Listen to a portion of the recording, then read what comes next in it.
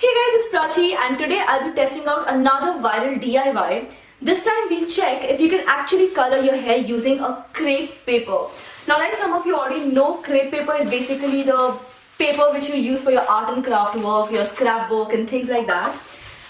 You also get these crepe paper ribbons, right, which are used for decoration and things like that. So we're just gonna use a couple of these today and test out this viral DIY and see if it actually works or not, so just keep watching. So the idea is that you put this crepe paper in water and just twirl it around a little bit. And like you can see guys, the orange color is melting into the water, right? So I've put some more orange colored crepe paper guys because I think it's important that the color should be, really sharp. I'm just gonna leave it like this for a couple of minutes. And here we have it guys, a bowl with perfectly colored orange water. So what I'll do is I will definitely use this on my own hair. But before I do that, I just want to use this blonde strand of hair, okay? Because black hair is very difficult to color anyways. So just want to see if it can color this blonde hair. I have actually cut it out of this mannequin head over here. So just letting you know where it came from. So I'll just dip this in the water for a couple of minutes. I'll probably just leave it inside this and we'll see in a few minutes what happens to this hair and if there is any color on it at all or not. And let's see what has happened after a few minutes. Oh my god, look at this.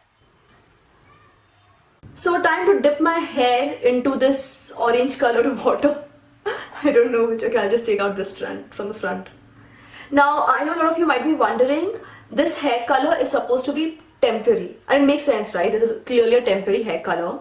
And one more thing I want to tell you about this hair color guys is that it obviously contains a lot of chemicals, so don't use it on your roots. And once just wear it for a couple of hours whenever you use it and then shampoo your hair off immediately. Don't leave this on for too long is what I would suggest. Okay, it would have made more sense to just keep a table over here, right? This is like, by the way, in case my camera is making that sound grrr, grrr, it's because I'm filming the video myself, okay? So when I have help to film my videos, what happens is that I can, be more relaxed and the camera is handled better. Right now I'll just make that sound, so please put up with it. Okay, I can see a little bit of orange color.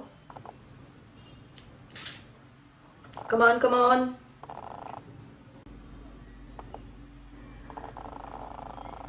Okay, I see a hint of orange color.